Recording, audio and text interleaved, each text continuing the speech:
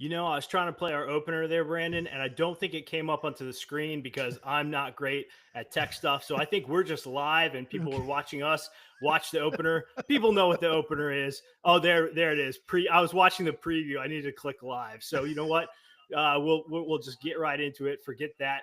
Brandon, thank you for joining. Everybody, imagine in your mind the stirring rendition by Tim Bouchon of Soldiers in Christ and Truth Arrayed as it plays across the screen with our logo. It's fantastic.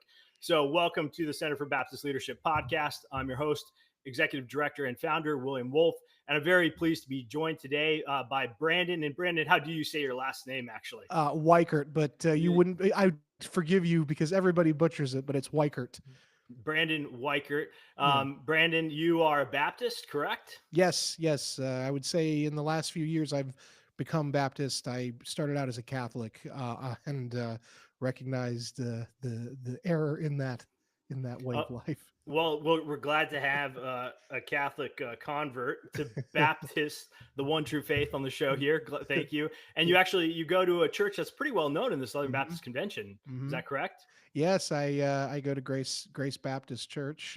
Tom Askell is my pastor, and we started going probably around. We've been searching since moving down here. We've been searching for a real church, and finally found it. Happens to be right down the road from us, so both convenient and true. The word is true there, so it's nice.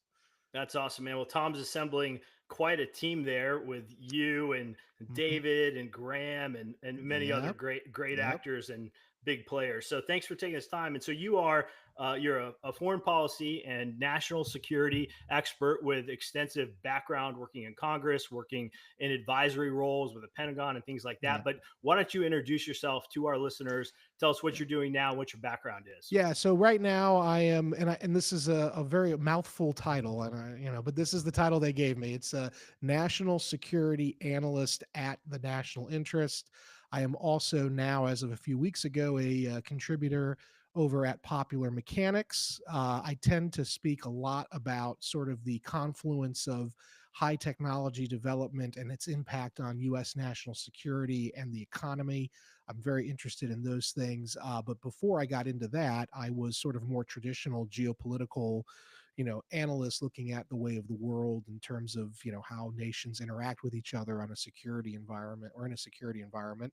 I worked on the Hill, as you noted, and then I went from the Hill straight into sort of consulting, where I basically am a occasional subject matter expert for the U.S. Department of Defense, notably the Air Force. And also, I have for the last 10 years served as advisor to various private companies out in Silicon Valley, usually doing space research or space sort of endeavors.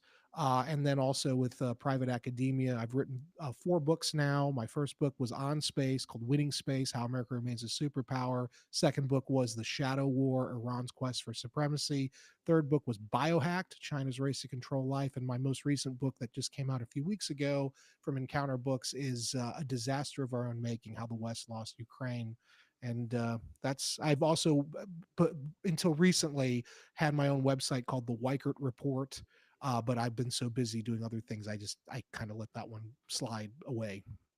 Well, I mean, that's fantastic. What a background. And it really, I Thank think, you. shows your expertise and your, the authority with which you bring to this conversation in particular today. We'll have to have you back on to talk about Ukraine. We've not Yeah, done yeah, a podcast on Ukraine from the Center for Baptist Leadership. And, we don't do a lot of foreign policy specific yeah, podcasts, even though I myself worked at the State Department and the Department of yeah, Defense. We look a lot more at what's happening here on American soil and particularly with the Southern Baptist Convention.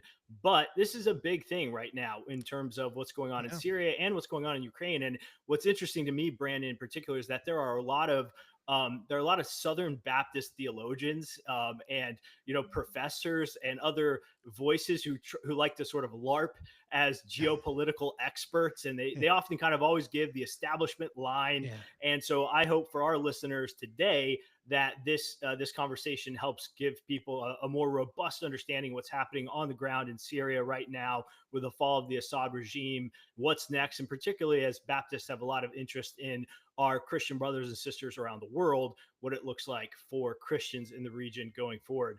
Brandon, I think that might be your phone It is. I'm sorry. dinging. I'm No, receiving. you can go ahead and I silence it. told No I worries. told everybody I'm doing this right now, and now they're texting me with scheduling issues. I think I No, just I think I just okay. silenced it. Hopefully, I did. Yeah, no worries, Um, man. okay. So yeah, so thank you for joining us. And so why don't you start by giving us a little background on the Assad regime? Because Yeah. between him and his father, they've been in Yeah. power for many decades, and Yeah. now just like that, in the space of a week, he's Yeah. gone, he's out, he's fled the country. So give us some historical background to help set the table for the conversation. Yeah, so it's important to note that beginning, in the 20th century, really, there was sort of this flowering of different political ideologies in the Middle East. One of them was Islamism, created by the Muslim Brotherhood in Egypt in 1923, and that's sort of the ideology of, the Iranian regime. It's the ideology of Al Qaeda and ISIS. There was another sort of pan-Arab socialism in the form of Baathism, and that was Saddam Hussein's party in Iraq. That was also the political movement of Bashar Assad's father, Hafez Assad. It was secular. It was, as the name suggests, it was socialist. It was friendly to the communist regime in the Soviet Union until it collapsed. Which, by the way, is why the Russians even today have the naval base in Tartus as well as the air base at Latakia. That goes back to the Soviet days. There was overlap ideologically. Hafez Assad, Bashar's father, was a tyrant of the highest form. He was brutal and vicious, and he had no compunction about sending tens of thousands, if not hundreds of thousands, of innocents to their deaths. In the name of preserving his power. He even eventually sent his own brother to the infamous prison in Damascus, where he died of a heart attack eventually. I suspect he was tortured to death. And this is Bashar's uncle and his father's brother. And ultimately, Bashar Assad, who was the second son, was never intended to actually rule Syria. It was always supposed to be Basil Assad, who was trained in the military. He was a Syrian Special Forces officer. He went to Moscow and received high-end military training. He was being groomed to basically be the new dictator. But on the way to a ski trip in Switzerland, he got into a horrible car accident. Basil did, and died on impact of the car accident in 1993 or four.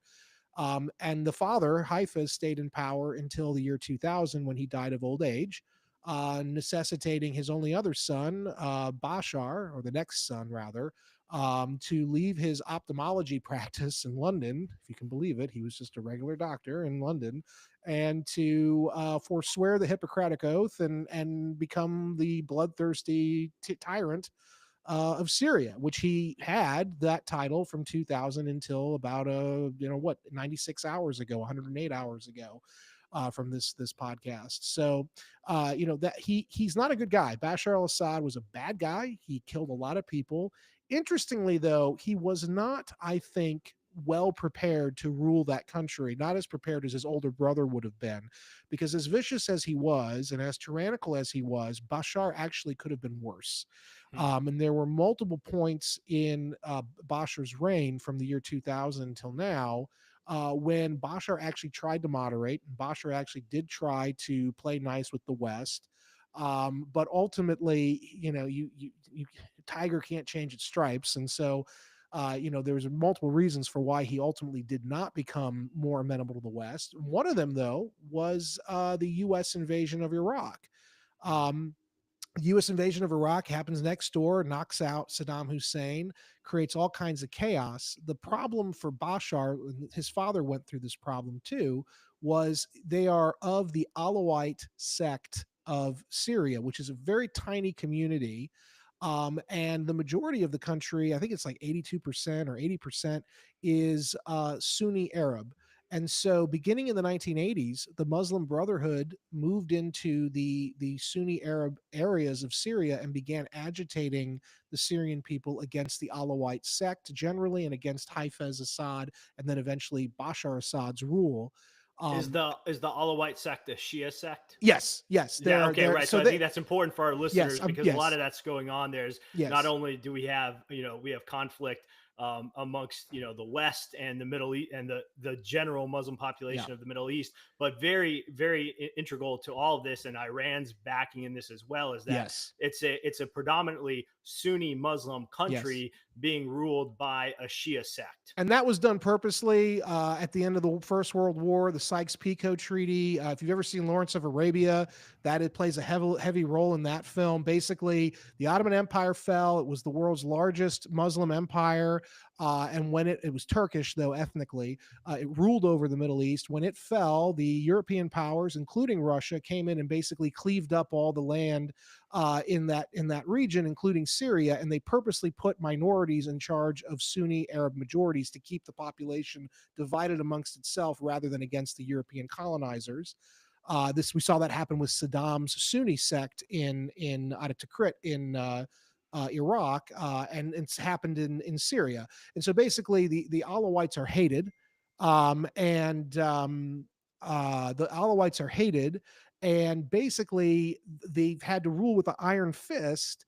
And Bashar Assad was very good at it. And after we went into Iraq, he realized this was a great excuse, that this instability in Iraq next door, where he could send Bashar could all of his angry young Sunni Arab militants who otherwise would fight him. He could send them on the jihad next door, and hopefully they'd all get killed by the Americans.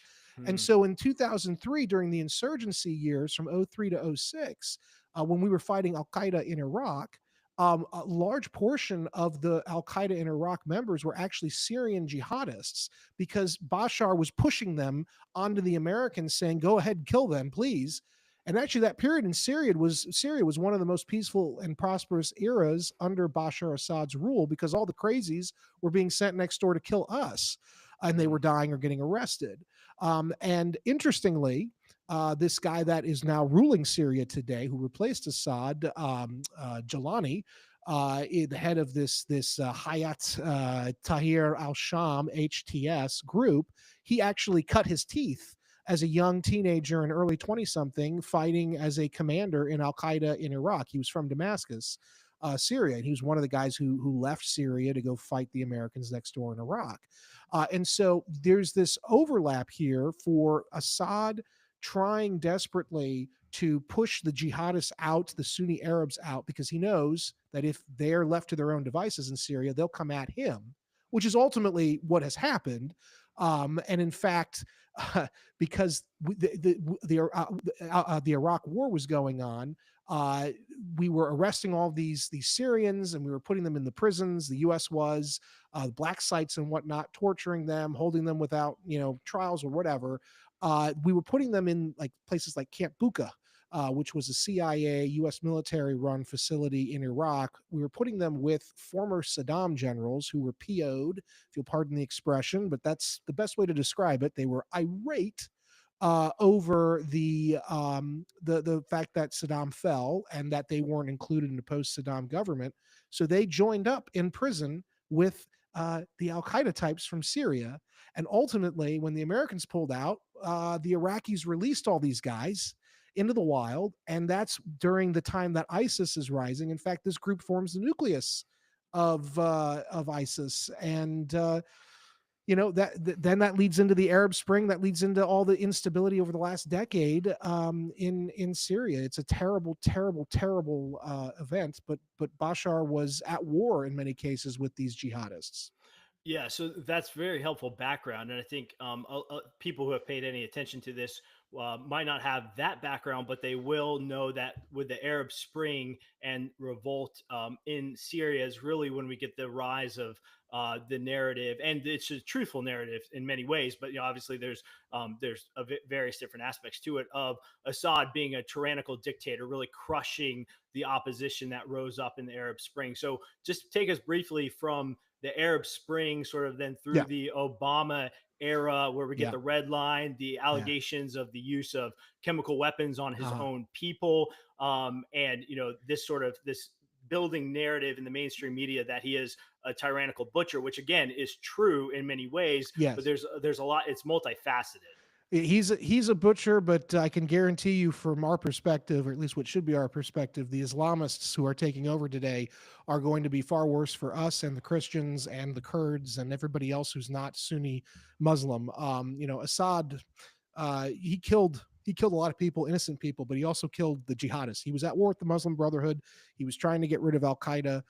So it's a mixed bag. You're not going to find a saint over there. But in terms of what was going on with the Arab Spring, basically, um, I don't know how deep you want to go down this rabbit hole because I can go all the way down it. Top level. Okay, so basically, the Obama regime came into power in 2009, and Obama hired a bunch of Muslim Brotherhood officials to advise him on particularly the Department of Homeland Security. Anybody who knows Stephen Coughlin knows this is how he got kicked out of his job, because he was a very serious anti-jihadist. And basically, Obama hired a bunch of people who were, if not part of, they were adjacent to the Muslim Brotherhood. In fact, one of these members wrote Obama's infamous, in my opinion, Cairo speech in 2009, where basically he went to Cairo and made it sound like he was going to be okay with the explosion of Islamist political parties all throughout the region. And in many ways, that is actually what precipitated the Arab Spring. The Arab Spring was not actually pro-democracy anything or pro-West. It was an Islamist winter. And the Islamists took over all these countries, and they started getting into Syria because of the collapse of Iraq. All of those Syrian jihadis, all the Al Qaeda in Iraq types that had merged with a lot of the disaffected Saddam people, they formed ISIS, and they started attacking Syria. And the Obama regime decided that they wanted to get rid of Assad. And the reason they wanted to get rid of Assad, they said it was human rights and all of that. But it was really because Assad was aligned closely with both Russia and Iran. Right. Now, the Obama regime would, of course, wanted to have a deal with Iran on the nuclear issue, but they wanted to weaken Iran in order to force them to come to the table. And so, remember, Obama launched the Stuxnet virus against the Iranian nuclear weapons program. He also was trying to push Assad out to try to basically put Iran back on their back feet so they would then negotiate with him on the nuclear weapons issue. And for people who aren't familiar, just I'll make a comment, then you can add to it. Yeah. The Iranian interest in Syria is, we don't have a map in front of us, but Yes. Iran is a landlocked country, and so Syria provides a land bridge to their partners in Lebanon with That's Hezbollah. Right. That's and right. So it's a very strategic and important Yes. partnership And it's for part Iran of the in the region.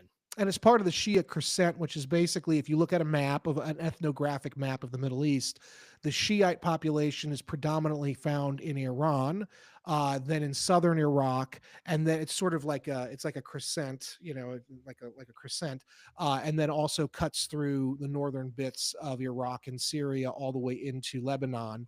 And the Alawites, like we said, are Shiite as well. And so there's a lot of co-religionist activity here. But what I was getting at with why the Arab Spring happened in Syria, it's because the Obama regime was trying desperately to empower what they thought were democratic elements in the form of Islamist parties. B, they were trying to weaken Iran in order to force them into a negotiated settlement. And C, they wanted to push the Russians out of those aforementioned bases in Syria.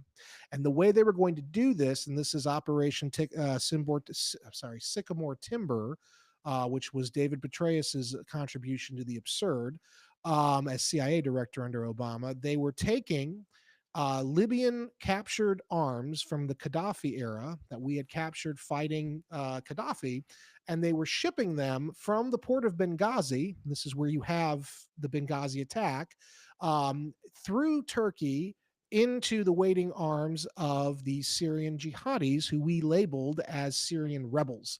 They were not Syrian rebels. They were Al Qaeda. They were al-Nusra, which is actually the progenitor of the HTS group now ruling Syria. Al-Nusra Front, which was Al Qaeda's franchise there, ISIS, and a series of other smaller Islamic jihadist groups. They were all working to overthrow Assad. And so we aligned our interests during the Arab Spring, during the Syrian civil war, with those groups.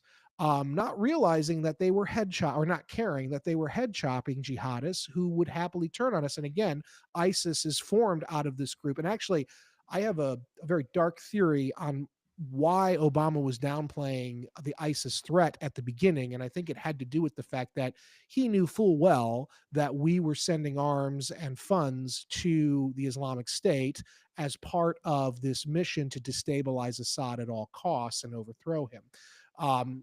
In that context, you had the red line statements. You had where basically there were a series of chemical weapons attacks in the course of the Syrian civil war. Assad was blamed. The Russians were blamed. And as I told you before we got started, when I worked on the Hill, this was happening. And I just assumed, yeah, that's what happened. The Assad is a bad guy. He's a bloody minded guy. He wants to stay into power, and he's the minority of the minority. So he knows he's got to be brutal.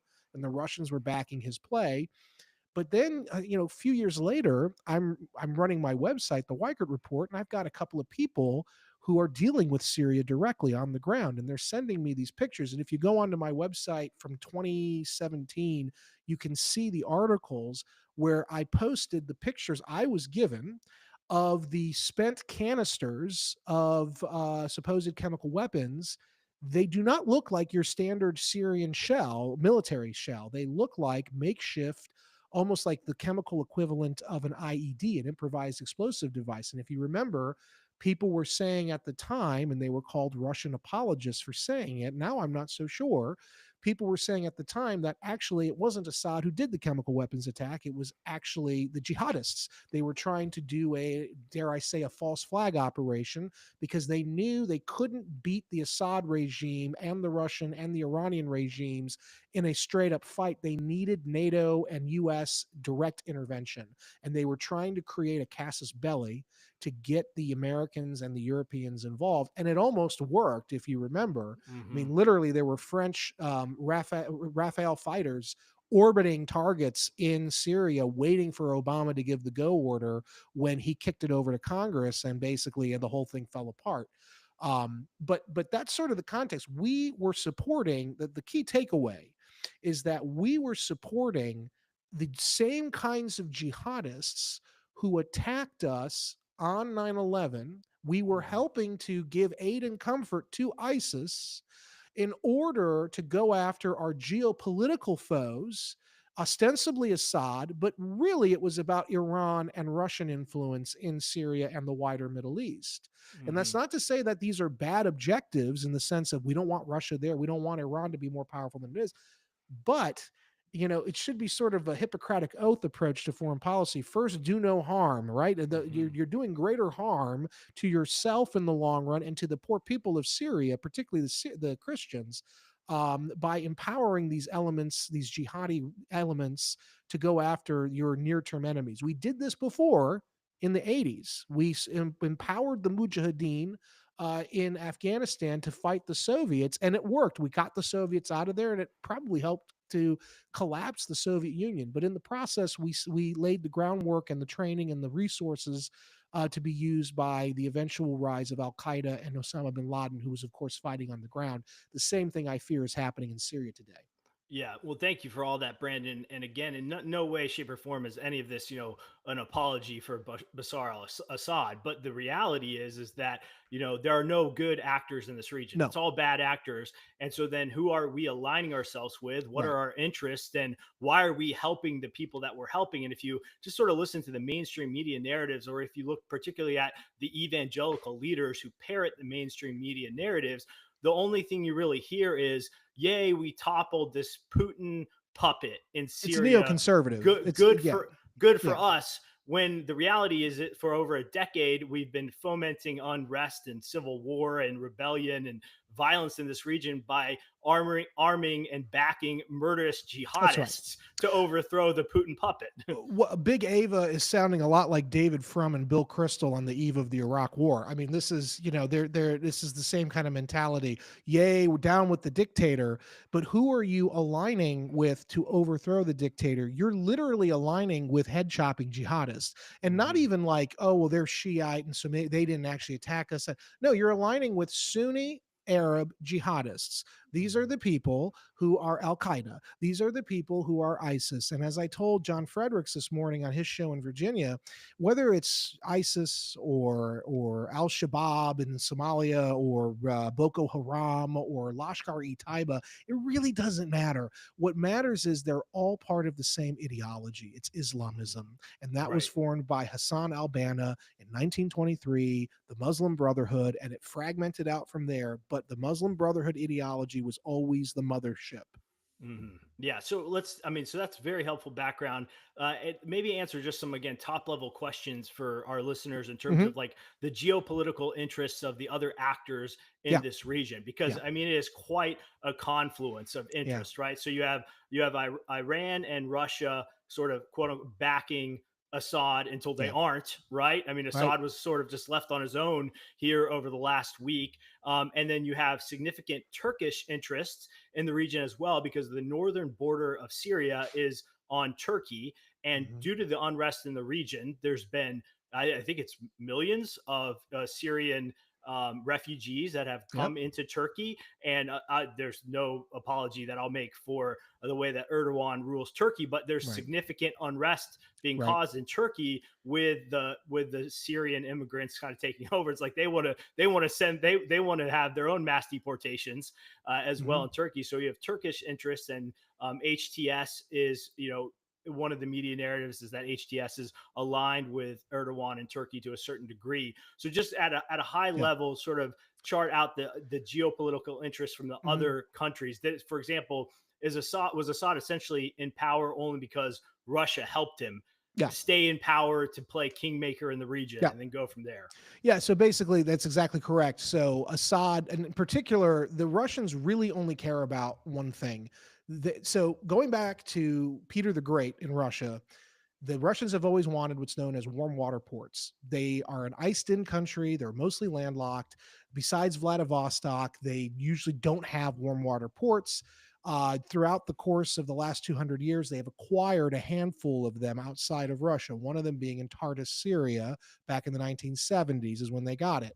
And Putin is very, very, very committed to hanging on for dear life to these three or four deep warm water ports. The other ones are in Sevastopol in Crimea, which is why the Ukraine war is happening. Another one is in the Kaliningrad, which is a small strip of land between Poland and Germany on the Baltic Sea. And then the other one is in Vladivostok on the Pacific coast. So Tartus is a major point of Russian power projection in the Eastern Mediterranean. That is the point that they're able to basically run resupply operations to Russian mercenaries and Russian allies in Africa. Russia has a huge footprint in Africa. So, anyway, losing this facility is a big deal for the Russians. Now, they supported Assad because they wanted, first of all, to maintain access to the naval base as well as their air base in Latakia. I believe it's the Krenim air base, but it's their major air base in the region. The Iranians, as you noted, were using Syria as a nexus for the supply chains running out of Iran through northern Iraq into Syria, all the way to Hezbollah in Lebanon. And so they needed to maintain that. Furthermore, they were worried. This is why they got involved in the fight against ISIS in the beginning, about a decade ago. The Iranians were petrified that the Sunnis were going to try to make a comeback in Iraq. Since we left Iraq in 2011, the country, because it has a majority Shiite population, the country of Iraq has basically become an Iranian colony. And so the biggest fear the Iranians have would be a renewed Sunni offensive against their colony in Iraq, because basically if they lose Syria, they lose the access to their proxies near Israel. But more importantly, they will eventually probably lose Iraq, which means they're back in their box. Since the Iraq War in 2003, the Iranians, this was why George W. Bush is one of the worst presidents in history. The Iranians were loosed from the containment that we had them in for about 30 years, and they've run roughshod over the region ever since. In terms of Turkey, Erdogan is an Islamist himself. He is an open Islamist. His party, the AK, I think it's the AKP party, the Guardian and Justice Party, I think is what it's called. I've actually interfaced with them before when I was working at the Chicago Council on Global Affairs in when I was young and beautiful. Basically, these guys are nuts. They are themselves head choppers. They're sort of like the Sinn Fein to the IRA. If anybody knows the Ireland conflict with Britain, they're the political arm, and they don't physically head chop, but they ideologically they're the same, and they're Sunni. But they're not Arab, they're Turkish, they're ethnic Turks. And so this is also a complicating factor. But the Turks under Erdogan have a vision of recreating the old Ottoman Empire that fell after the Treaty of Lausanne in 1923 at the end of World War I, that created modern day Turkey, which was a fraction of the size that the Ottoman Empire was. And of course, the post Ottoman Turkey was Ataturk, and he was a secularist. He hated Islam. Now Turkey's back to being an Islamist nation, rebuilding the Ottoman Empire with Erdogan, who some say he has Alzheimer's. I've talked to some people from the Middle East recently who the rumor is he's actually quite mad. That he's basically fancies himself as the new sultan of the new, like the new Suleiman of the new Ottoman Empire. And Syria is going to be, in his vision, or his party's vision, their first vilayet, their first colony, the return of the Ottoman Empire to Syria. They're also keep an eye on what's going on in Libya, because there's a lot going on in Libya right now as well. And this is all part of the Ottoman push. And they're using the jihadi networks like HTS, like Al Nusra. They're using all these jihadi networks to push this agenda where the Ottoman Empire becomes restored, and it's back to being an Islamist Sunni superstate. These jihadi networks are their vanguard. The problem for the Turks that they don't even realize is that most of these jihadi networks are Arab, and the ethnic Arabs are as unlikely to want to be lorded over by ethnic Turks as they are to be lorded over by ethnic Persians and Shiite Muslims. They don't like any of them. So the Sunni Arab jihadi networks in Syria and Libya, in Iraq and elsewhere, they're using the Ottoman Empire for money and intelligence and military assistance. But they're going to turn on the Ottomans, or the Turks as well. The Turks are going to wake up and find their great plans are not going to come to fruition. And then the Israelis, Yeah. there's a and stop me whenever you want, because I know Yeah, this is like give us just give us a little bit on the Israeli interest in the region. Then we'll move on to what happened in the last yeah. week. Okay. So the Israelis, there's a debate between experts in the Middle East. A lot of them are anti-Israel, if not explicitly, behind the scenes. And so getting an honest assessment is sometimes difficult. Certainly they don't like Netanyahu politically. Half of the analytical community is convinced that Israel's moves since October 7th of last year have been part of a grand Likud party vision of remaking the Middle East in order to basically create what's known as Greater Israel, which is basically the return to the lands of the Middle East to Israeli control that were promised in the Bible. And so if you look at a map, if any of your listeners type into Google Greater Israel, a map should appear, which is the borders that God supposedly promised Israeli leaders. Of course, you and I both know that there's so much more to this, but this is Sure. basically what the people who are analyzing this from the Israeli perspective are arguing. However, that is one extreme interpretation. My personal opinion, and I think this is probably a more mainstream opinion, is that Israel is expanding its borders in the form of defensive perimeters. So, as opposed to it being a colonial mission, which is what a lot of the critics of Israel say is happening, Israel has been responding decisively to the October 7th massacre, the massacre that was conducted by Iran, their proxies, Hamas, but then Mm-hmm. also Hezbollah was supposed to get involved. The Syrian Arab army under Assad was actually originally supposed to get involved, but the Russians held them back. That's a whole nother story.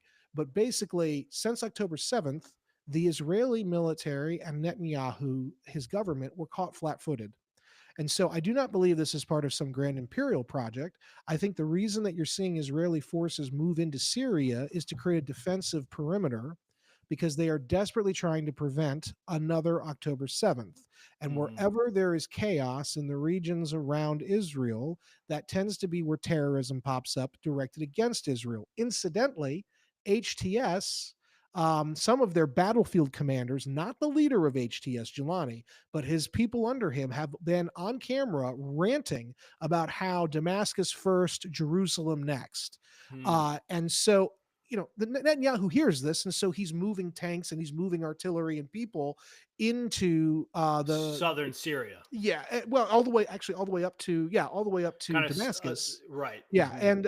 and and he's linking up with the Druze community in southwestern Syria, which is a minority community, non-Muslim minority community, and so he's Netanyahu's supporting them. But the debate right now between sort of Israel watchers is you've got people who I think are probably anti-Semitic, saying, "Well, no, the Israelis are just trying to recreate, this empire."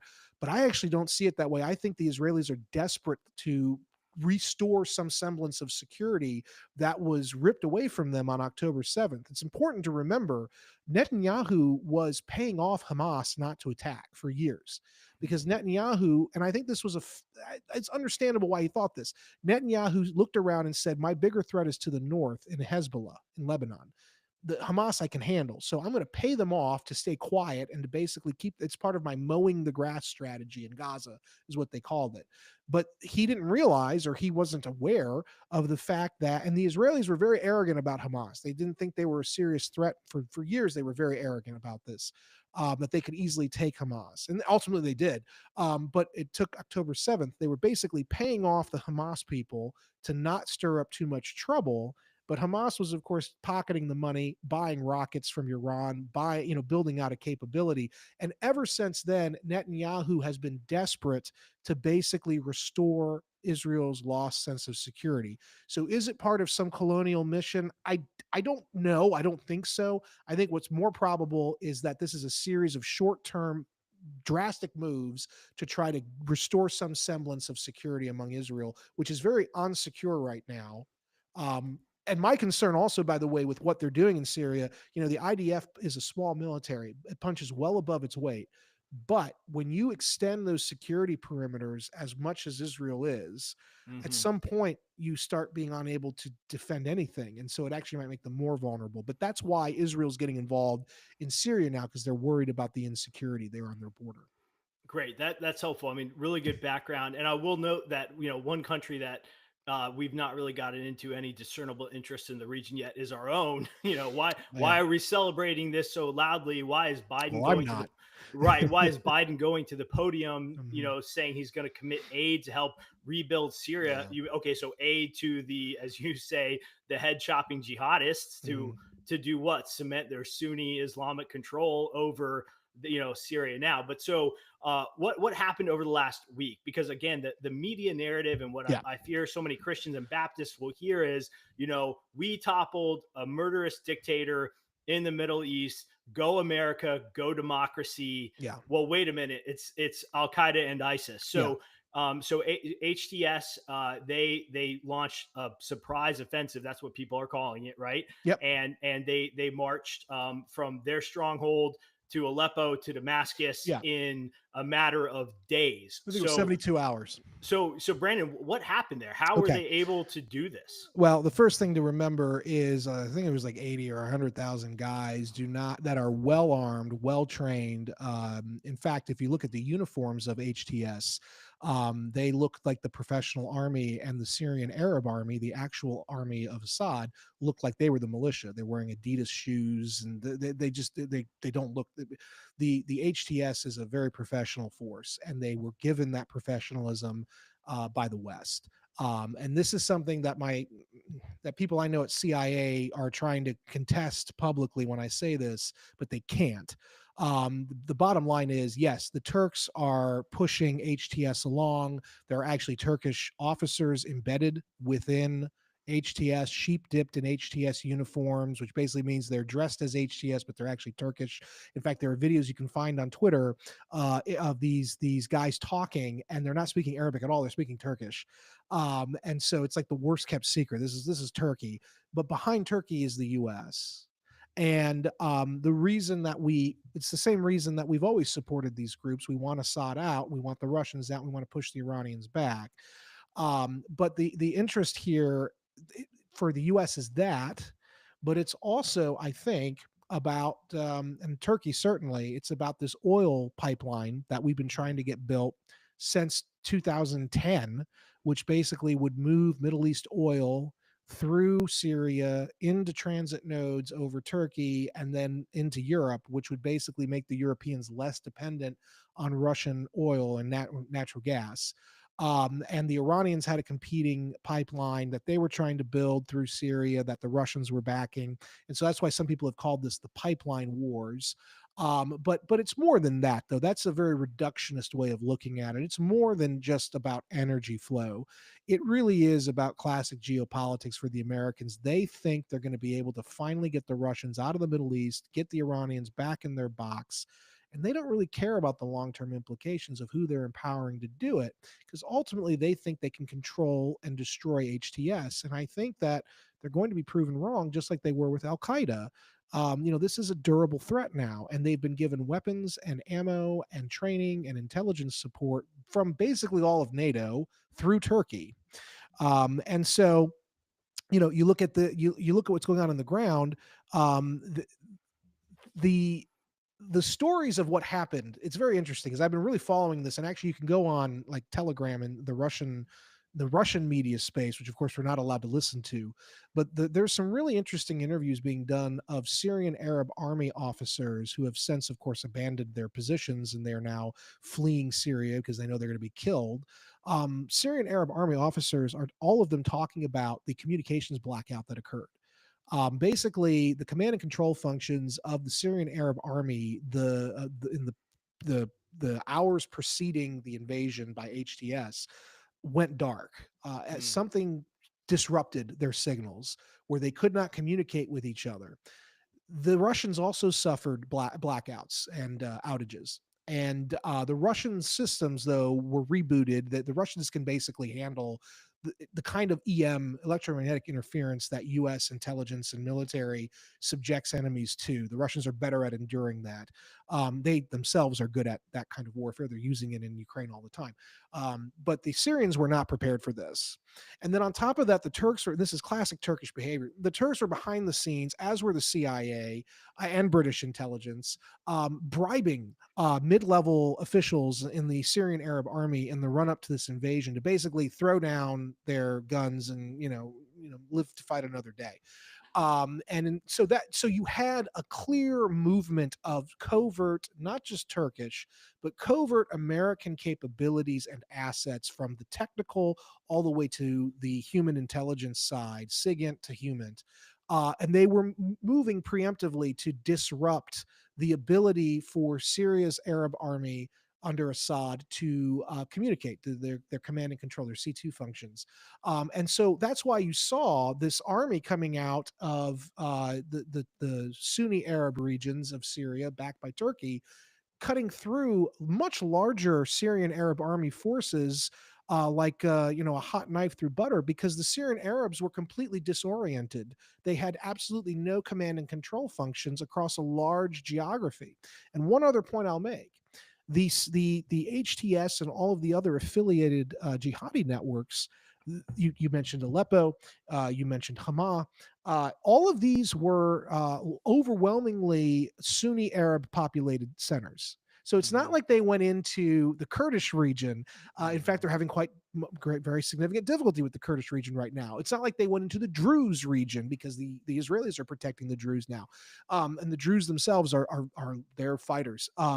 The Arab basically took over the Arab part of the country, which is why now you're hearing people talk about the sort of breaking apart of Syria and Right. into three or four smaller countries. Well, that actually, as I was refreshing myself on what's going on there for this conversation, it really just is, it's remarkable. We talk about Syria as if it's a country, right? Right, And it really, it is, three, at least three sort of distinct different populations in different regions, different interests, different, armed militias. And we haven't even gotten to the SDF yet, right? So, right. okay, but so that helps answer sort of the tactical how were they so successful? Communications jam backed by the Turks. We have CIA operators in bed with them, of course, and they're sort of marching through what you could kind of call home territory. Getting all the way to Damascus. But though the why now question, Brandon, Yeah, is it because as you look at the geopolitical scene and the other actors of interest in the area, Russia is occupied with Ukraine. yeah, Iran has been occupied with the Israeli yeah. counteroffensive from October 7. Did the powers that be that wanted Assad gone, which includes the United States, did they say now's the time to do it because his allies are distracted and we can catch him on his own?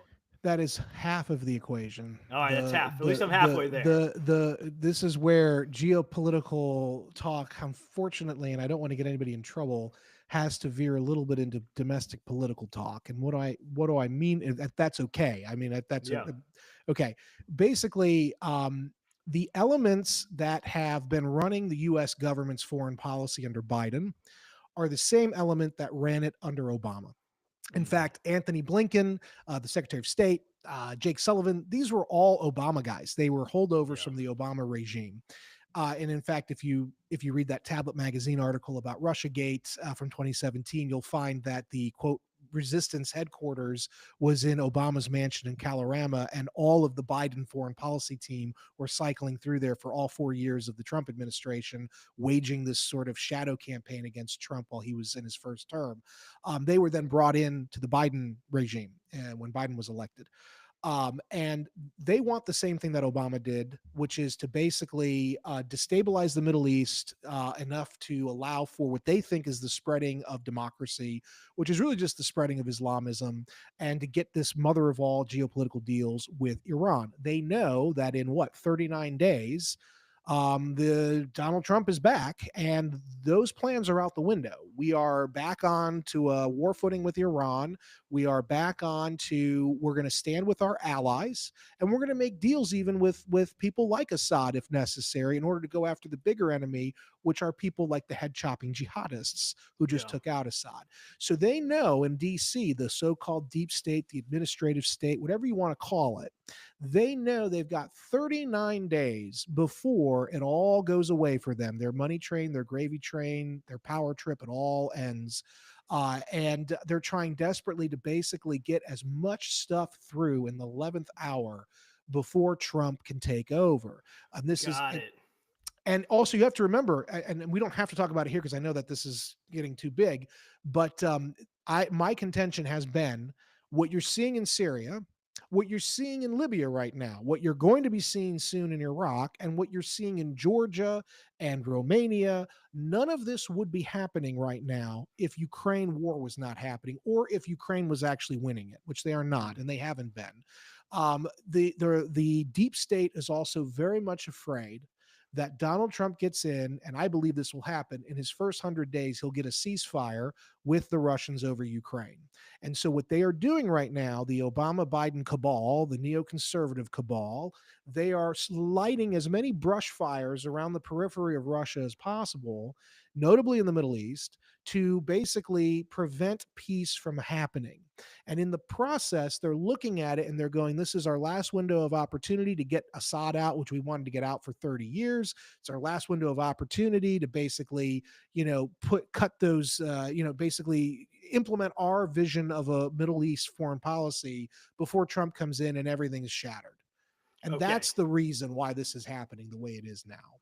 Yeah, so history doesn't, doesn't repeat itself, but it does rhyme sometimes. And this, Yeah. when you bring that element in, which is a really good point, it does remind me of the end of the Obama administration and their just maniacal desire to Yes. get the Iran deal as their like Yes. their crown jewel in their foreign policy attempt. Ben Rhodes, obviously a big part of that as well, Jake Sullivan. And so when you think about it that way, as this not really being so much the Biden administration's foreign policy at play here, but really the continuation of the Obama Yes. administration's foreign policy, the Obama actors who are controlling essentially the Biden national security regime, they sort of view getting rid of Assad as their sort of Iran deal for this moment. Yeah. And if they can, yeah, because basically, they have been trying to push Russia out of their warm water ports. It actually goes back to Clinton, but they've been for 30 years. The U.S. foreign policy elite have been trying to get Russia into its medieval era borders, because then Russia collapses, and then all the multinational firms that support the Democratic Party can go in and exploit the $11 trillion worth of natural resources in Russia. And so part of this collapse strategy is they have to get Russia out of Tartus. They couldn't do it until now. And they know that the Russians are going to hold on to Sevastopol because they're going to get Crimea from Trump, and they're going to get the eastern part of Ukraine from Trump. And so they got to look at a map and figure out, well, where else can we peel them back, and then just go through 4 years of Trump and then hopefully get our guys back in to keep peeling them back. So Tartus is going to be it, because Tartus was the low hanging fruit. They plucked it. It's a poisonous fruit, though, as it turns out, because, they're going to get Russia out. But notice that I don't know if you saw this, the Russian leadership, Lavrov, the foreign minister, met at the Astana conference with the Arab leaders and other leaders in the region. And it was the day after the HTS began their offensive. Lavrov and the Russians were pretty ambivalent about Syria, about Assad. I was kind of shocked. At first I thought, well, are they just putting on an act? And then I realized, no, they're basically folding up shop, really without a fight. And that's partly because they're so committed to what's going on in Ukraine. But I think it's also because this is a case of tag you're it. They know the Americans, in order to do this, have basically lit a fire in the jihadist cause that was dying out slowly after the global war on terror. And now it's reinvigorated. And guess who they're going to target? They're not going to target Russia. They're going to target America and Israel. And so Russia's like, fine, have at it. We're more worried about Ukraine anyway, and we're going to get a deal. And so that's sort of what's going on. Those are the cogitations going on behind the scenes, which is why the Russians really aren't putting up that much of a stink about what's going on in Syria. Well, yeah, that it is it's fascinating, and I want to read a tweet from well, it's not a tweet, it's a post by Russell Moore on Blue Sky. Isn't that where all the pedophiles go? That's what it seems like. That's what I've heard. It's so funny. It's like, as with foreign policy, so with their social media use, Big Eva, really only ever sees one side of the equation here. They say Twitter's bad, so they go to the site infected by pedophiles. Yeah. But this is what Russell Moore had to say. He said, Assad is a murderer and a tyrant. Okay, that's true, Yeah. right? And it's good that he's gone. Christians especially should care about Syria, which we do, and that's why we're having this conversation right now. The road from Jesus to all of us once went right through it. Let's pray for peace for the Syrian people. Okay, so there's a lot of things that are kind of totally true or half truths, but the way he packages something like that, this leading evangelical spokesman, the editor in chief of Christianity Today, just it's such a one-sided picture and narrative, and not at all what you've been spelling out for us here today. In fact, I would argue that there is a CIA program, I know about it, that basically has been funding public influencers to toe the line through these nonprofit groups. I wonder if maybe there's some exchange going on there, because that is like right out of Langley's talking points and the State Department's talking points. It almost sounds like Anthony Blinken himself wrote that tweet. You heard it here first, folks. Brandon Weichert is saying that Russell Moore is a paid CIA operative running Christianity Today. And just for the record, I have no problem with the idea of CIA. I think the CIA has a rich history, but I think it has become so corrupted from what it was supposed to be. And if you look at who it gets in bed with, it is not in America's interest half the time, for more than half the time, with what they're doing, particularly in this case with Syria. And so he brings up the Christians, Russell Moore does. The day, yeah, let's get to that next. Yeah, the day that, and he's right. I think it's the oldest Christian community in the Middle East. I think is in Syria, one of them. But the day that HTS took power, as Jelani, the head of HTS, the guy who literally killed scores of American GIs in the Iraq War when he was a leader in the Al Qaeda in Iraq. He's saying to CNN, don't worry, I'm a man of peace now. I'm only going to bring jihad to Syria, sort of like Stalin's socialism in one country. It's like, okay, it's a distinction without difference. I watched that CNN interview actually. It was amazing today, and it's fascinating. He's like, if you fear Islamic rule, you just misunderstand it. Yeah. But then also, I couldn't help but note just how fascinating it is that all the progressive liberal American journalists who just crap all over and disrespect Christianity here on our home soil, when they want to go sit down with the brutal Muslim terrorists, they put the hijab on. And it's just like, I don't know what we're supposed to learn there, but whatever it is, it's not good. I'm actually surprised they let a woman talk to him. I'm kind of, flabbergasted by that. But anyway, I guess she showed submission, which is all that they care about. No, but the same day that he's saying this to the Western press, oh, don't worry, it was going to be an inclusive government, la, la, la, la, la, la, la. His battlefield commanders are in the Christian, I think it was the Valley of the Christians. They're in these Christian areas. A group of 18 and 19-year-old HTS members. You can find this clip on Twitter. It's still up. It's a disgusting clip.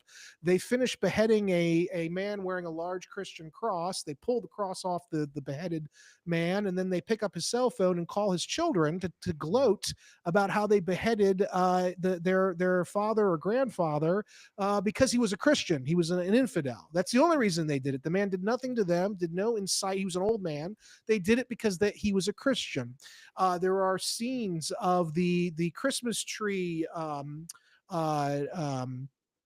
displays in these Christian parts. The first thing HTS and Al Nusra are doing is they're pushing them over, or they're lighting them on fire. They're leaving threatening notes on the doors of Christian churches saying that unless your women are shrouded or veiled, and you will be executed. It's already starting. The Talibanization of Syria is happening with our money and our support, as well as the Turks' support. And the first group that's being targeted is the Christians. There's a reason that so many Christians in the last 96 hours have flooded over to the Kurdish-controlled zone of eastern Syria, because the Kurds are the only ones in Syria who will protect the Christians, because the Kurds are as threatened by the American-backed, Turkish-backed head-chopping jihadists. And it's just funny to me, because here we are, looking at the situation. We've got 900 American Special Forces operators permanently stationed in the eastern part of Syria, working with the Kurds. And the reason they've been there is ostensibly to fight ISIS specifically, but overall other jihadi networks. Whereas in the western part of the country, we are funding and giving training and intelligence support and military support to ISIS, basically. So basically, we're at war with ISIS in eastern Syria, but we're helping ISIS in western Syria. And I guess we're hoping that they'll never meet up, that the twain shall never meet. Because if they did, all the guns and training and ammo and funds that we gave to the guys in western Syria are going to be used on our guys and the Kurds who we've been backing for decades in eastern Syria. And this is, this is the foreign policy of supposedly Joe Biden, who is a dementia-addled man anyway. And it shows. Yeah. So, I mean, just tons of missteps on the foreign policy all over the place there, but particularly on the plight of Christians. Yeah. Southern Baptists care deeply about religious liberty, right? It's one of the things that has long been a part of our tradition. We obviously care about the ability for the gospel to go forth in other countries. We care about our Muslim neighbors around the world. Would like to take the gospel to them, perhaps Yes, rather than bring them that's the over key. here. But so Exactly. what will, how should Christians actually think realistically beyond Marvel Cinematic Universe talking points about, yay, Assad is gone? I mean, so Mhm. would you say that Assad was actually, despite his, He protected the tyrannical Christians. proclivities, he did protect the He Christians? Now, why protected the was that? Christians. He protected the Kurds. Obviously, the Alawites, his people. I mean, he wasn't completely perfect toward them. He did terrorize them too when he needed to. His big threat, though, were the Sunni Arabs. Those are his big Mm-hmm. problem, and those are unfortunately our big problems too, in terms of the jihadi movement. He protected the because he felt as a minority himself that he could, I think, on some level, trust that those other minority groups were also similarly threatened by the larger Sunni Arab portion, and that they would, sure, challenge him at times, but not to the extent of being a threat to the regime's survival, of the kind of threat that the Sunni Arab population was. I mentioned earlier Hafez al Assad, who was his father. The reason that people know Haifa at all, the name, is because of the butchery at Hama, where Haifa went in with 12,000 Syrian Arab army troops. His brother led the force, and they systematically butchered, I think, something like 80 to 100,000 Sunni Arabs in this predominantly Sunni Arab city. It's terrible, but why did they do it? Because we now know that the Muslim Brotherhood was taking over the city, and the Muslim Brotherhood was waging an open jihad, a holy war against the apostate Hafez al-Assad. And so, and that fear and loathing of the Sunni Arab Islamists basically defined the Assad regime from father to son. And so Assad, the son, had no compunction about protecting the minority Christians or the Kurds or the Druze or even his fellow Alawites, because he felt that they were all similarly threatened by this hulking population of Sunni Arabs, any one of which could have been, an Islamist looking to overthrow his regime. Yeah. So if Jelani and ATS cement control, HTS Yeah. cement control of sort of Syria, Sunni proper, right? They're certainly not going to be able to take over sort of the portion in the northeast there where the Kurds are, and the SDF anytime soon. Well, maybe you think they are, but will things be better or worse for Christians in Syria? And what do you expect, to The be their plight, and where should they turn to? Well, turn to the Bible, Right. turn to God. And I don't want to sound bleak. I've been accused of being a doomer or being a black pillar. Mm-hmm. With all due respect, the Christians is going to be the greatest bloodletting of Christians probably in decades in the Middle East is about to occur. The Christians are going to be slaughtered en masse. It will start out as just harassment and sort of isolated incidents.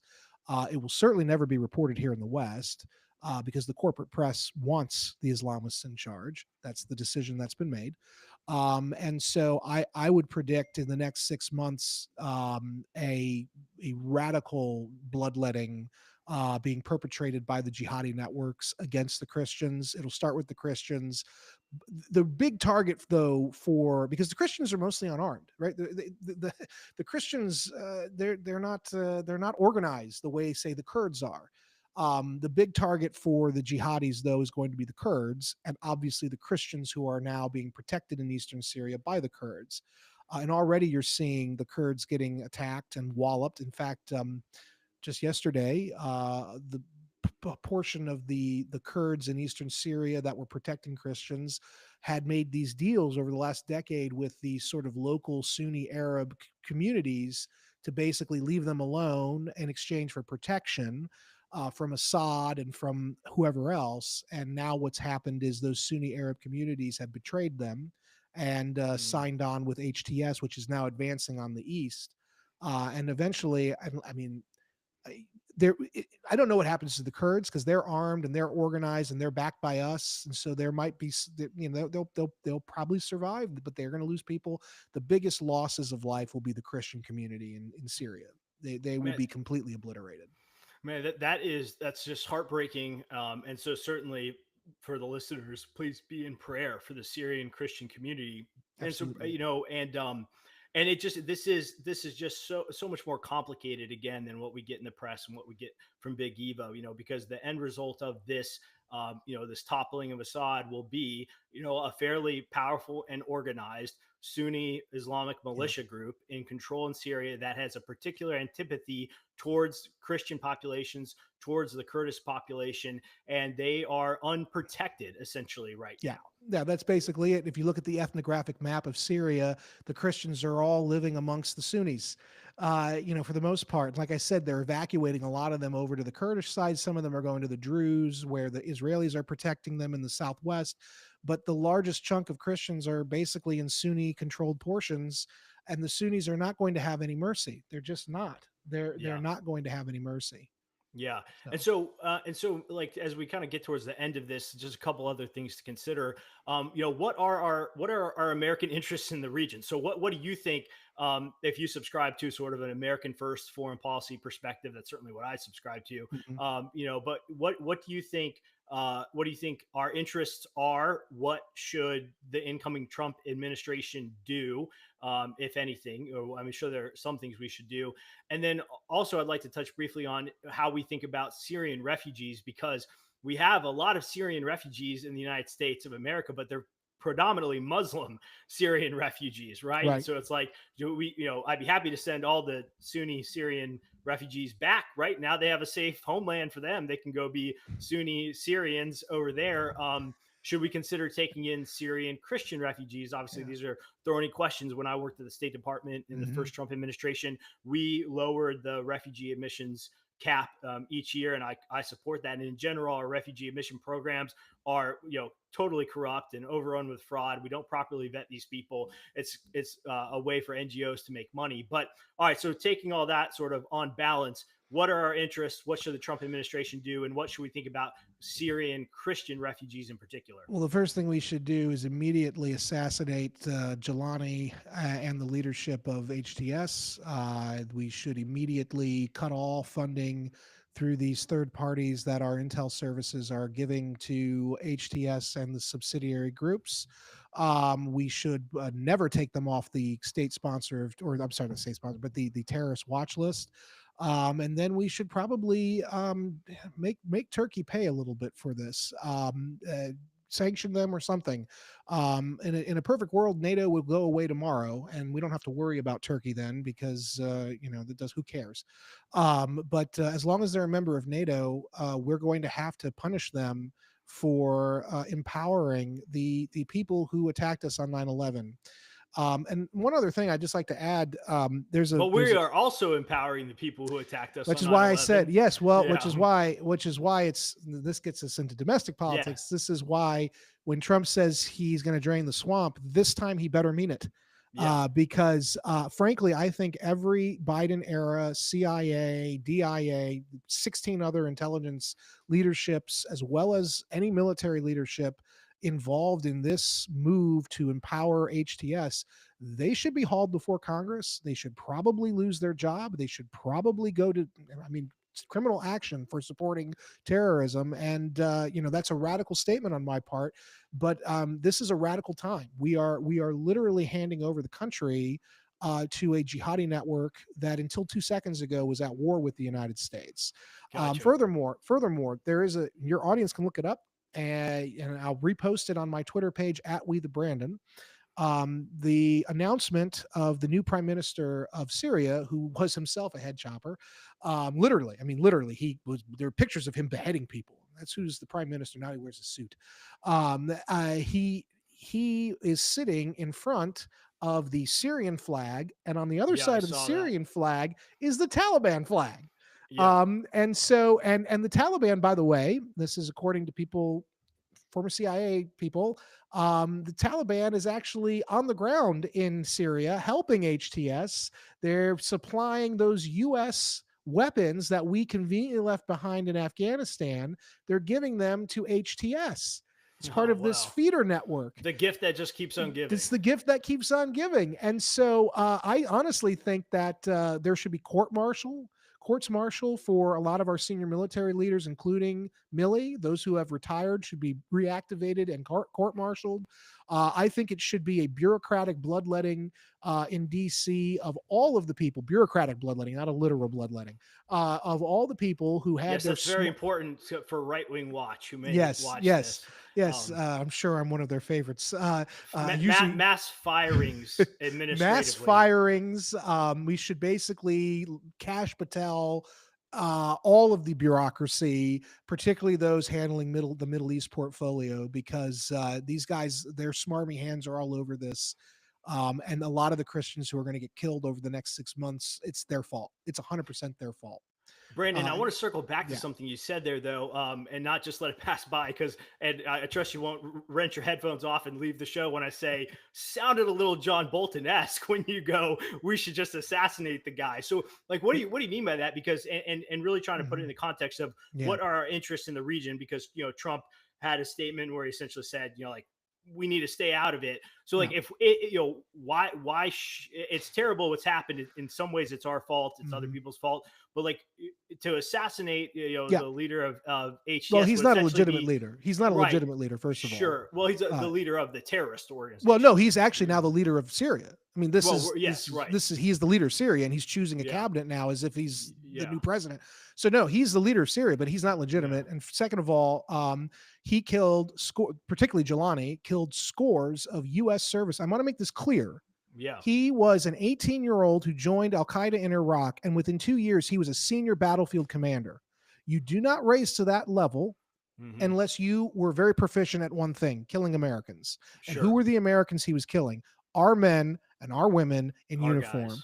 And there is no time limit on seeking justice for the deaths of those young men and women. Some of our best people were killed fighting those insurgents. And so there is no forgiveness there. So my personal view is that Jelani and his team, all of whom are either ISIS or Al-Qaeda, and they have American blood on their hands. There's no peace with them. Because they're going to come to us. Sure. The point that I'm making with all of this is, and I said this about the Turks, it's true of us.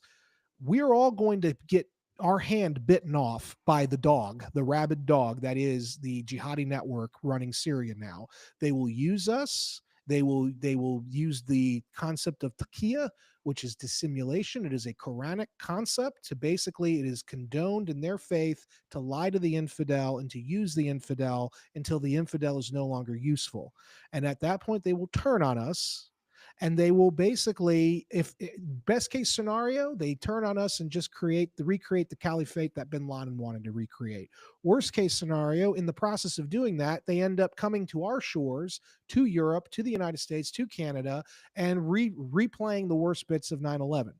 And so the only way you can stop that is by disrupting their command and control capability, which means you're going to have to go after their leaders. And why wait? Why wait until they're ready to start attacking us? It's not John Bolton-esque, because if I were John Bolton, I would be then saying, let's bring democracy to Syria. Sure. That is not my goal at all. I don't really care what government is in any of these countries.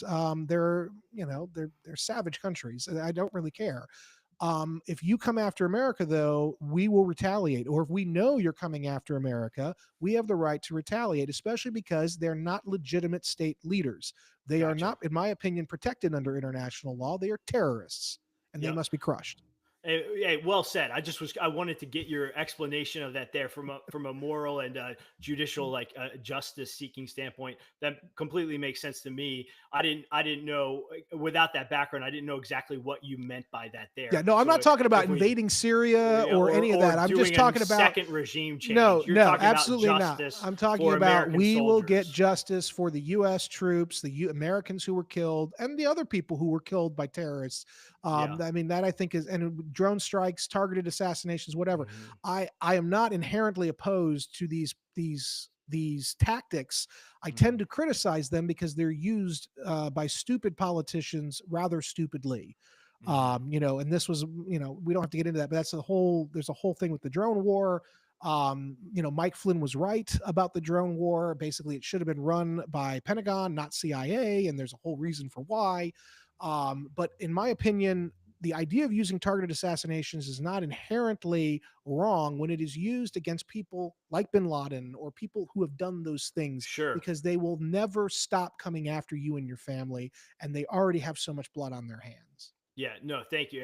And I didn't mean to go down that route in terms of No, like I'm defending happy. I'm targeted happy you did, assassinations, because but that no, that's a good people point because I'm wrongly call me a neocon yeah, sometimes, and it yeah. really kind of aggravates me, I because wasn't trying to do that. it's like I am No. not, well, I'm not aggravated now, but I'm just like Yeah. online. It's like I kind of snap at people because it's like, dude, like the one thing I am not. I mean, I was many years Right. ago. I ran in those circles, and that's why I know them. I know who they are, and I know what they think, and I know how they operate, and I don't Sure. like them. I do not. Yeah. I don't trust them, and they're not good news for us. Yeah. So then what should we do? I mean, say we did that. Say we exacted justice. It's not revenge, it's justice, right? Right. Say we took out Jelani, right? But what would you say should be, let's sort of last two questions for our time together would be Mm-hmm. like, what should the Trump administration's posture be? What is Biden turning on right now that they're going to need to turn off when they Yeah. get into power? And then let's after that, let's talk about just how American Christians can think through, Yeah. supporting, praying for Syrian Christians who are now Yeah. about to be, as you said, under the worst bloodletting that they've seen in Syria in modern times. Yeah. I would say, first of all, what Biden has loosed upon the world, it's sort of like that old Yeats poem, The Second Coming, rough beast slouches toward Bethlehem to be born. That is what we are witnessing today. He is loosing the apocalypse in many respects. I'm speaking somewhat metaphorically. I believe he's loosing World War III on us. And I've said from the beginning, World War III will not come in Ukraine. It will not come in Taiwan. It will come from the Middle East. That is where Mm, World War III will come from. It will ripple out to those areas like a World War does, but it will emanate in the so-called regional conflicts of the Middle East. And that is precisely what's happening right now. I believe if trends persist, what will probably happen is the Turks will try to create that Ottoman Empire again that I was talking about. They will meet up in the Iraqi region with Iranian resistance. A war will be fought over that. You will also have to deal with Israel constantly trying to protect itself using all measures at its disposal. And so, what has Biden loosed upon the Trump administration? He has loosed the beginnings, truly, of World War III in the Middle East. We're all focused on Ukraine. We're all focused on Taiwan. We're focused on the border. But you want to know where World War III is? It's going to be in the attempt to restore the great empires of the region, with a United States desperately clinging on for dear life. That's what's going on there. And all the people in the middle are going to get slaughtered and tortured and maimed. What can Trump do? Well, the first thing Trump has to do, his first move, he's got to get a deal with Russia on Ukraine. The first 100 days, he has got to make that his foreign policy priority, because what that will do is it will put the Russians into a calmer state, and it will allow for the Western side to of the Western powers to basically then focus on the Middle East, and hopefully, if Trump's running things properly, stop supporting jihadi networks while empowering our traditional friends in the region, the Israelis, basically restoring the Abraham Accords, and if necessary, re-engaging maximum pressure on Iran. But you can't do that if you've got the Ottoman Turks reborn trying to restore their power base, and they're going to be going up against the Israelis. They're going to be going up against the Iranians. It's none of the policy agenda that the Trump people seem to want for the Middle East will be affected, will be able to be done with all these actors involved. So you got to start getting the actors out. And the first one to get out fully is the Russians. And the only way you're going to get them out fully is if you get a deal with them over Ukraine. And in fact, they might even help you start to stabilize the situation, because they don't want a Middle East on fire either. Because they have a huge Muslim population in Russia. In fact, Moscow is the largest Muslim population of any European city. When Putin looks out his window in the Kremlin, he sees massive numbers of Muslims worshiping the Quran. And he thinks to himself, I'm going to have not enough people, not enough people native born Russians to outmatch the Muslim born Russians that are coming into Russia. So he's got his own interests for not letting the Middle East get off the hook. Um, uh, focus on Ukraine in the first 100 days, pivot to the Middle East, stabilize that, try to contain Iran, try to help the Christians of the Syrian region, empower the Kurds, stand with the Israelis, and that's really and get out of Syria though. Get out of Syria at all costs. Get out. Don't keep those 900 guys there. Don't worry about that anymore, because you're just painting a target on the backs of Americans. That's got to be the key thing here. Syria is not the priority that we think it is. If that's really helpful. Do you think we should take Syrian Christian refugees? Again, I mean, I ask that very sincerely because Yeah. I am very, again, like I said already, like I'm very, very skeptical of the refugee admissions program that we Oh run yeah, through the it's a United States mess. and the State Department.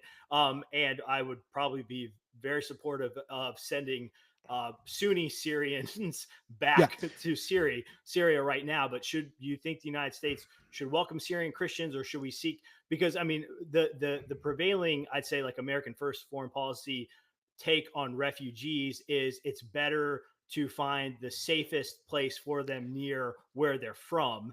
But where is that for Christians in the region? That's I tough. agree. Unfortunately, I don't have a good answer to that. I mean, on the one Yeah. hand, yes, we should take in our fellow Christians.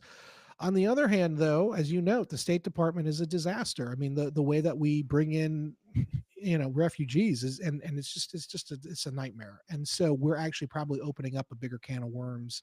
Yeah. Personally, I would, maybe this isn't the best thing to say, but personally, I think that there should be a 10 or 20-year moratorium on all refugee flows Oh, into the United States. I don't dispute that. Maybe that's not the proper Christian view. I don't know. I'm not saying to abandon them, but we simply can't absorb the kind of refugee flows that we've been made to absorb as we have an illegal immigration crisis. That's exactly I right. mean, this is the real problem. Is it's not just refugee flows. It's not just Hmm. taking Syrian Christians.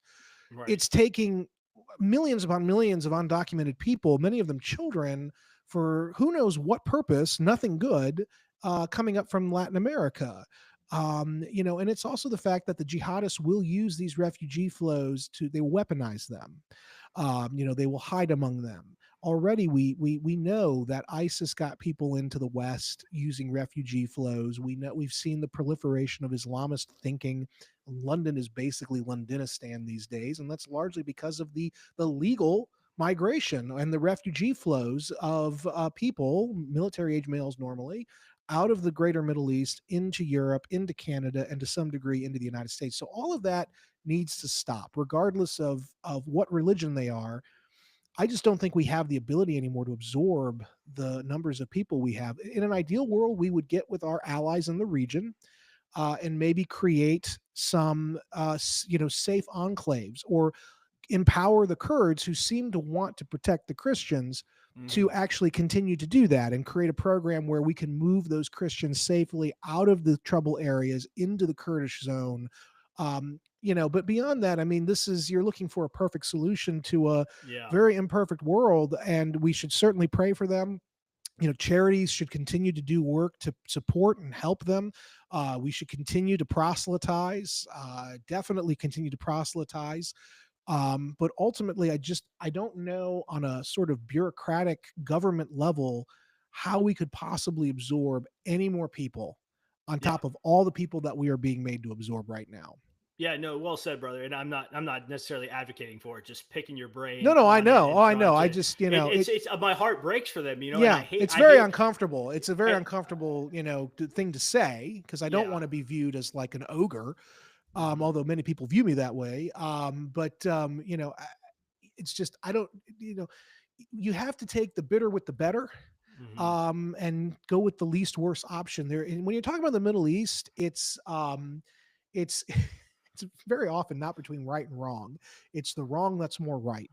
Yeah. Sure. And for your country, right? Right. Especially if you're not a Middle Eastern country, it's not like we border this country. It's Right. not like this is like, you know what I mean? It's like, you know, we should have some degree of distance.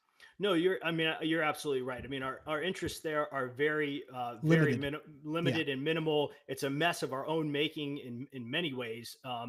And it is. I tweeted this, and I think you would largely agree with it. Maybe there's some exceptions, but if you look over the last few decades, many decades of U.S. foreign policy in the Middle East, one of the most predictable outcomes is that we make things worse for the native Christian Yes. populations. And that to me is Yes. truly antithetical. I'm not an Yes. interventionist. I'm not a neocon. I am a Hmm. Christian though. Hmm. And I believe that America has, had a very Christian founding, and we should have solidarity and interests with I Christians agree. around the world. Hmm. And yet, here is what we would historically call a Christian nation going around and mucking things up for For Christians all Christians. around the Right. world. And it's a total inverse of what we should be doing. A more conspiratorial minded person might say it's almost intentional. Right. The Um, purpose of a system is what it does. yes, yes, and so and certainly we know that America has become more and more pagan Mm-hmm. in its the last 20, 30 years in particular. I just think that doing what we've been doing is not the solution. Yeah. No more Amen to empowering that. jihadists, no more of the refugee stuff for anybody. It's time for America first. And we've got to rebuild at home, nation build at home, so that we Mm-hmm. can compete better on the world stage. One of the biggest problems we have in terms of dealing with China is they spent the last 30 years building these magnificent cities and becoming a dominant GDP economy, high tech economy, whereas we've been spending billions and billions of dollars in the Middle East, in the Yep. quicksand of the Middle East. And so we need to get more competitive and to make sure the Christians at home and the United States as a beacon of Christianity remains that way. We've got to start focusing on ourselves for the next 10 years at least. Yeah, well said. So let me try to summarize all of Yeah. this.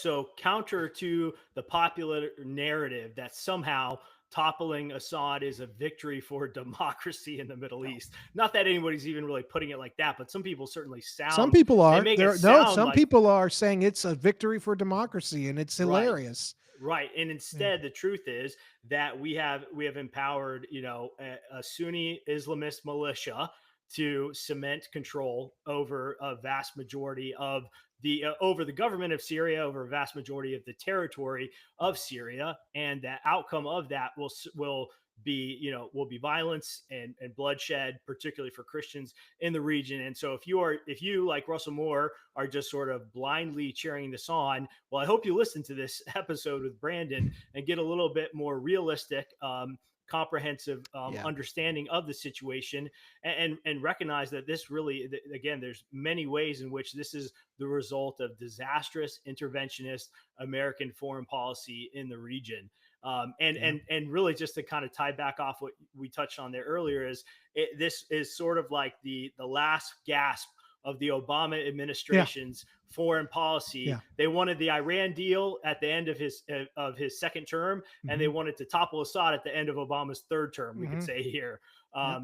And so it's time to get those people out of our government and stop letting them yank us around That's the right. world like this. And of course, pray for Syrian Christians, pray for the Lord to protect them, to provide safe passages for them, Amen. and lots more we can talk about. Brandon, you've Yeah. done such a great job. You Thank know you. what I was thinking? We should have sort of like around the world with Brandon Weichert. I'd love A that. I'm little happy to do segment here that. on the Center for Yeah, Baptist I'm happy to Leadership. do that. So, brother, thank you so much. This Thank is you, sir. fascinating, informative. Where can people find you? Well, you can find me usually on Twitter at We the Brandon. I also have a Truth Social account and a Getter account under that name. I don't usually use those though; it's just too much. And then I write every day for the National Interest. I have a column now at Popular Mechanics, and of course the WeichertReport.com, WEICHERT report.com, and also my books. You can get them anywhere books are sold, but probably you'll best find them on Amazon. And I've got four of them now, and I'm trying to figure out what I'm doing for the fifth. That's awesome, brother. And maybe just to give you sort of one last closing advice to our listeners, how would you encourage American Christians in particular to just sort of reframe their foreign policy sort of worldview or lens here? in this Yeah. period and day and age we live in, because Yeah. I think we need to stop buying the narratives and the top lines from New York Times and CNN. But Yeah. it's, as you said, it's not good versus bad. It's the worst. It's the better of the worst. Right. How should American Right. Christians think better about foreign policy and our role in the world? Stop listening to David French and stop listening to the neoconservatives for one. I mean, the Mhm. neocons really have done a number on us. They're the first thing you need to do is just stop listening to the people who are opposed to America First.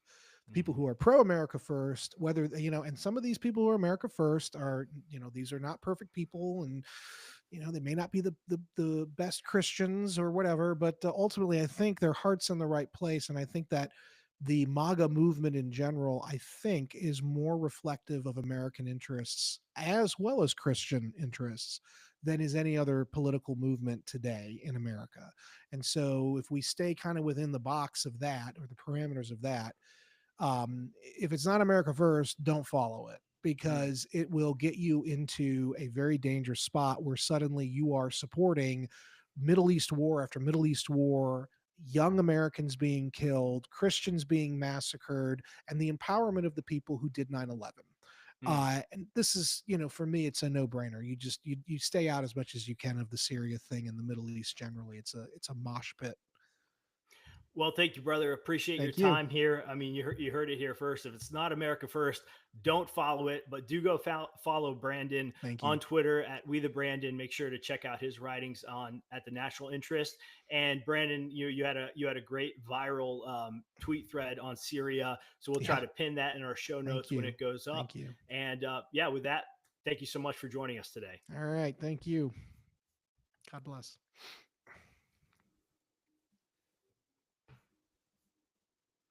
Okay, we're off. Okay. Sorry. I You get